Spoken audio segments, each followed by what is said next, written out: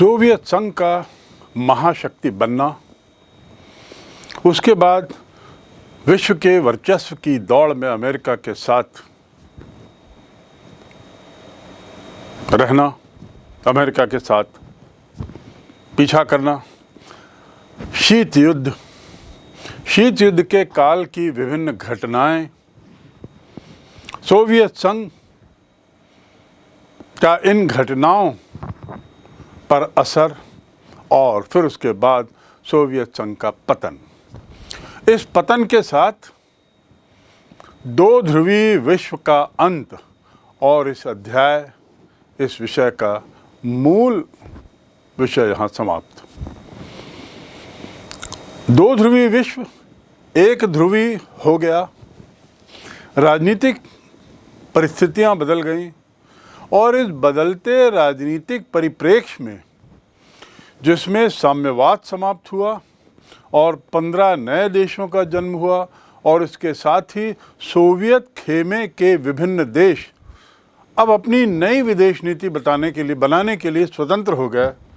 इस पूरी परिस्थितियों पर देश के, दुनिया के भिन्न देशों की पैनी नज़र थी। भारत भी इससे अछूता नहीं था, खासकर तब जब भारत का सोवियत संघ से ज़्यादा निकट का संबंध था। उस काल में संयुक्त राज्य अमेरिका की तुलना में उससे उसके थोड़े निकट संबंध थे और निकटता का एक कारण ये भी था कि भौगोलिक दृष्टि से सोवियत संघ भारत के काफ़ी निकट था। स्वाभाविक है, सोवियत संघ का विघटन भारत के लिए एक बहुत बड़ी चिंता का विषय था, लेकिन सौभाग्य से भारत ने बीते कालों में, बीते 40 वर्षों में, 4 दशकों में मात्र उसने अमेरिका और सोवियत संघ के साथ अपने संबंध मधुर बनाए ही नहीं रखे, बल्कि सोवियत संघ के अंतर्गत आए हुए विभिन्न जो देश थे, जो बाद में 15 गणराज्यों में बटे, उनके साथ भी व्यक्तिगत अच्छे संबंध रहे। और इसलिए जब सोवियत संघ का विघटन हुआ तो भारत को उतनी दिक्कत नहीं हुई अपने संबंधों को बरकरार रखने के लिए उन देशों के साथ। तो चलिए हम पहले जानते हैं कि भारत के सोवियत संघ से संबंध कैसे थे। शीत युद्ध के दौरान उन 4-5 दशकों में भारत और सोवियत संघ एक दूसरे के प्रति क्या नज़रिया रखते थे, इस पर एक थोड़ी नज़र रखें। इतना जान लें कि संबंध बहुत गहरे थे, बहुत अच्छे संबंध थे और इतने मधुर और अच्छे थे कि बहुत बार आलोचकों को ये लगता था कि शायद भारत अपनी मूलभूत विदेश नीति से हटकर सोवियत संघ की ओर ज़्यादा झुकाव रखा हुआ है। भारत की मूलभूत नीति क्या थी? गुट निरपेक्षता, अर्थात किसी भी गुट में शामिल नहीं होना, दोनों गुटों के साथ समान दूरी बनाए रखना और आवश्यकतानुसार इन दोनों देशों में ज़रूरत पड़ने पर इनसे अपने आर्थिक, राजनीतिक, सैन्य विकास के लिए इनसे बातचीत करना और व्यापार करना। ऐसी स्थितियों में यदि सोवियत संघ ने भारत को बार बार उनको अपनी सैन्य सामान, हथियार, अन्य चीज़ें भारत को यदि उसने देने में सरल शर्तें सामने रखी हैं, तो स्वाभाविक था कि भारत का उस ओर झुकाव ना हो, लेकिन भारत उन देश के साथ, सोवियत संघ के साथ अपने व्यापार रिश्ते बनाएगा। तो पहला यदि हम मुद्दा देखें आर्थिक मुद्दे पर, सोवियत संघ, यानी हम पतन के पहले की बात कर रहे हैं, 1990 के पहले की। सोवियत संघ आर्थिक मुद्दों में उसने भारत को बहुत मदद की है। कई जो भारत के जो स्टील प्लांट हैं, बड़े बड़े जो विशालकाय स्टील प्लांट, भिलाई, बोकारो और विशाखापट्टनम, ये जो सार्वजनिक उपक्रम हैं, इन स्टील प्लांट की पूरी तकनीक और उसका पूरा पैसा भी सोवियत संघ ने दिया और ऐसे समय में भारत को इस प्लांट को लगाने में मदद की जब अन्य देश भारत के लिए सामने नहीं आ रहे थे।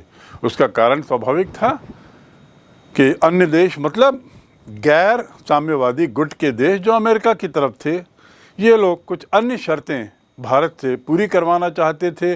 भारत अपनी विदेश नीति में किसी भी तरह की दखल पसंद नहीं कर रहा था, इसलिए यह एक ऐसा मौका था जब सोवियत संघ ने भारत को मदद की और ऐसी मुश्किल स्थितियों में इस्पात संयंत्रों की स्थापना में, साथ ही BHEL Bharat heavy electricals limited, इसके लिए जो संयंत्र और मशीनरी आदि की जरूरत पड़ी, इसकी आर्थिक और तकनीकी दोनों सहायता हमें सोवियत संघ ने उस काल में दी। इसके साथ रूस की जो मुद्रा है उसका नाम है रूबल।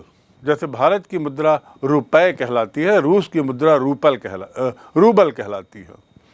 तो इस काल में विदेशी मुद्रा की कमी जब भी भारत को हुई और उस कमी के कारण जब उसको विदेश से कुछ चीज़ें आयात करने में दिक्कत होती थी, तो सोवियत संघ पेश करता था अपने को इस रूप में, एक मित्र के रूप में, और रुपए में भी व्यापार करने को तैयार रहता था। तो रूबल की कमी रहते समय भारत को दिक्कतें नहीं आई और सोवियत संघ ने भारत के साथ रुपए में भी व्यापार करने को अनेकों बार सहमति दी। ये एक बहुत अच्छे मित्र की तरह सोवियत संघ ने भारत से संबंध निभाए। दूसरा पहलू राजनीतिक पहलू में सोवियत संघ की मदद या सोवियत संघ के द्वारा भारत का समय समय पर पक्ष लिया जाना भारत के लिए बहुत अहम था। उसकी विदेश नीति काफ़ी कुछ इस बात पर आधारित थी कि सोवियत संघ हमारे कुछ मुद्दों पर, विवादित मुद्दों पर क्या पक्ष लेता है, और सोवियत संघ सदैव भारत के पक्ष में रहा। उदाहरण के लिए कश्मीर का मामला जो इतना विवादित रहा है और जो मामला UNO में, संयुक्त राष्ट्र संघ में और सुरक्षा परिषद में बारंबार उठाया गया है, वहाँ पर सोवियत संघ ने भारत के रुख का हमेशा समर्थन किया है। जब हमारे संघर्ष के गाढ़े दिन आए, विदेशी मामलों में जब बहुत ज़्यादा कॉम्प्लेक्सिटी आ गई और 1971 का जो पाकिस्तान का युद्ध हुआ, उस युद्ध के दौरान भी सोवियत संघ ने भारत को अंतर्राष्ट्रीय मंच पे संबल दिया, उसे सपोर्ट किया और उसका पक्ष रखा। इस प्रकार पूरी दुनिया के सामने उसने यह बात बारंबार दिखाने का प्रयास किया और उसको दिखाने में कोई हिचक नहीं की कि वह भारत को एक अपना अटूट मित्र मानता है। जो भारत भी इस मामले में सोवियत संघ का पक्ष जब जरूरत हुई तो लेता रहा। ताली तो एक हाथ से तो नहीं बजती। तो यदि सोवियत संघ सतत रूप से भारत का पक्ष ले रहा है, तो जब तब भारत के लिए संभव हुआ उसने विदेशी मामलों में सोवियत संघ का समर्थन किया है अंतर्राष्ट्रीय मंचों पर, और उसके साथ ही उसने बहुत महत्वपूर्ण तरीके से इस समर्थन को प्रदर्शित किया है, क्योंकि उसे सुनिश्चित करना था भारत को कि वह रूस का, किसी सोवियत संघ का यदि इस मामले में किसी एक मुद्दे पर समर्थन कर रहा है तो इसका अर्थ ये नहीं कि वह उसके गुट का है। भारत ने किसी भी सैन्य गुट में संधि नहीं की थी, न वॉर्सो पैक्ट का वो हिस्सा था, न नाटो का हिस्सा था। तो इस प्रकार भारत अपनी निरपेक्षता बनाए रखते हुए मुद्दे दर मुद्दे पर इन दोनों ध्रुवों का समर्थन या विरोध करता रहा। और देखा जाए तो इतिहास में भारत को रूस के मुद्दों को, सोवियत संघ के मुद्दों को समर्थन करने के मौके ज़्यादा आए। अप्रत्यक्ष रूप से ही उसने समर्थन किया हो, लेकिन भारत ने समर्थन किया। तीसरा मुद्दा वह है सैन्य मामलों में सोवियत संघ का क्या स्टैंड था, उसने क्या वो अपनाया, नीति अपनाई।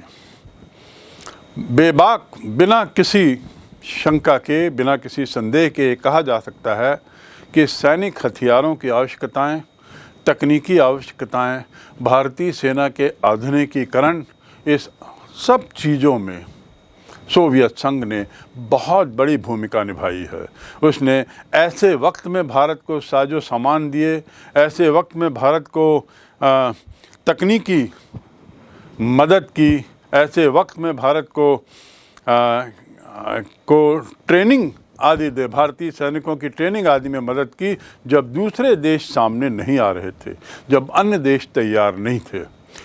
भारत में कई समझौते सोवियत संघ के साथ हुए हैं, जिसमें संयुक्त अभ्यास, संयुक्त प्रशिक्षण और संयुक्त रूप से सैन्य उपकरण बनाने के भी समझौते शामिल हैं।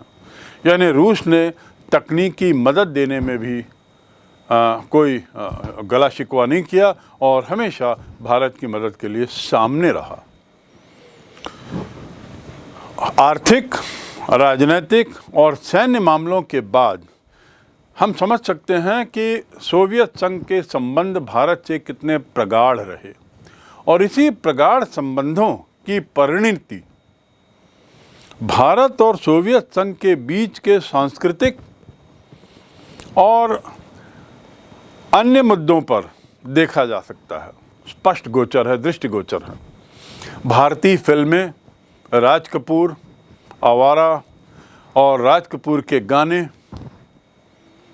सुनील दत्त, इन लोगों की फिल्में सोवियत संघ में बहुत पॉपुलर थी, बहुत चली।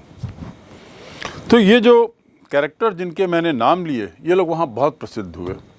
ऐसे ही फिल्मों के अलावा हम देखें तो सांस्कृतिक फील्ड में भी बहुत एक दूसरे के यहाँ जाना आना हुआ, कई समझौते हुए। पुपुल जयकर, जो किसी समय भारत के सांस्कृतिक क्षेत्र में एक बहुत बड़ा नाम था, उन्होंने एक अंतर्राष्ट्रीय भारत महोत्सव की योजना बनाई थी और हर वर्ष विभिन्न देशों में ये कार्यक्रम होते थे। सोवियत संघ में ये कई बार ये कार्यक्रम हुए ताकि भारत की संस्कृति का प्रचार प्रसार हो और सोवियत संघ की संस्कृति का प्रचार प्रसार भी भारत में हो। दोनों की जनता, दोनों के नागरिक एक दूसरे के सामाजिक जीवन को भी जाने। तो इस उद्देश्य से ये सब काम होते थे। भारतीय लेखक और उसके अलावा भारत के बहुत से कलाकार, बहुत सारी यात्राएं उन्होंने सोवियत संघ में की। सच्चिदानंद, हीरानंद, वात्स्यायन अज्ञेय अपनी रूस की यात्राओं के लिए, तिब्बत के आगे, उसके लिए बहुत प्रसिद्ध हुए। उनकी जो लेखनी है इन यात्राओं के, वह विश्व प्रसिद्ध हैं। सो ये सब इसलिए संभव हुआ क्योंकि भारत के संबंध सोवियत संघ से प्रगाढ़ थे, बहुत अच्छे थे। अब हम आते हैं भारत को निम्न में रूस से लाभ। रूस से भारत को क्या लाभ मिला? जो सोवियत संघ का हिस्सा तो था उस समय, लेकिन फिर भी एक अहम हिस्सा था। जैसे मैंने पहले बताया कि 15 जो सोवियत संघ के भाग मोटे मोटे थे, उनमें रूस जो था वो सबसे ज़्यादा शक्तिशाली था। तो भारत के रूस व अन्य गणराज्यों से भी बड़े अच्छे संबंध रहे, विभिन्न क्षेत्रों में योगदान रहा। और उस योगदान के साथ यदि हम रूस की बात करें, सोवियत संघ के काल के समय की, यानी 1990 की, तो पहला रूस ने भारत को अंतरिक्ष के मामले में बहुत मदद की। अंतरिक्ष संबंधी टेक्नोलॉजी, अंतरिक्ष उद्योग, आर्यभट्ट, एप्पल, ये आपने सुना होगा, ये भारत की सैटेलाइट थी जिसको भारत ने सफलतापूर्वक लॉन्च किया स्पेस में। इनके आने के पूर्व अंतरिक्ष तकनीक में, अंतरिक्ष टेक्नोलॉजी में रूस ने भारत को बहुत मदद की। दूसरा, रूस ने अंतर्राष्ट्रीय मुद्दों पर भी भारत को मजबूत संबल दिया। विशेषकर आतंकवाद, अंतर्राष्ट्रीय आतंकवाद के मामले में उसने भारत के पक्ष को हमेशा सराहा है। तीसरा, भारत जो है वह रूस का दूसरा सबसे बड़ा हथियार आयातक देश है। यानी रूस जो हथियार बनाता है उसकी बहुत बड़ी संख्या वह भारत के लिए बनाता है, भारत के अनुरोध पर, भारत की आवश्यकताओं को पूरा करने के लिए। और इस प्रकार भारत रूस के संबंध सैन्य मामले में ऐसे थे कि भारत रूस के सैन्य हथियारों की खरीदारी में दूसरा सबसे बड़ा देश था। इसके साथ ही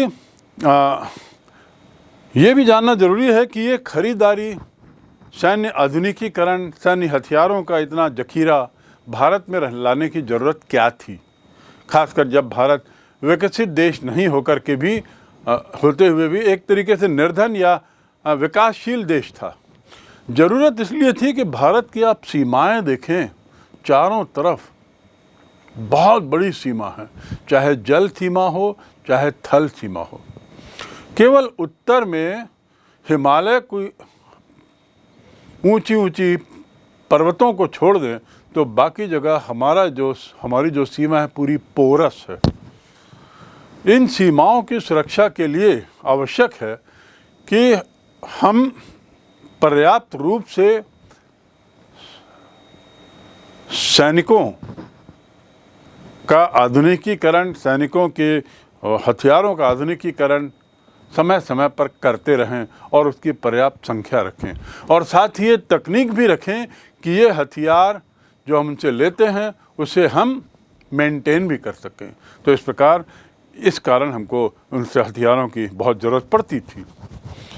चौथा क्षेत्र जहाँ पर रूस ने सोवियत संघ का हिस्सा होते हुए 1990 से पूर्व समय समय पर भारत की बहुत मदद की, वह था ऊर्जा का क्षेत्र। ऊर्जा टेक्नोलॉजी, इसमें उसने भारत को काफ़ी मदद की है। और एक समय ऐसा भी था जब विश्व की राजनीति में भारत किसी कारणों से अलग थलग पड़ने लगा था, और उस समय सोवियत संघ या रूस के द्वारा की गई मदद हमारे लिए बहुत काम की रही।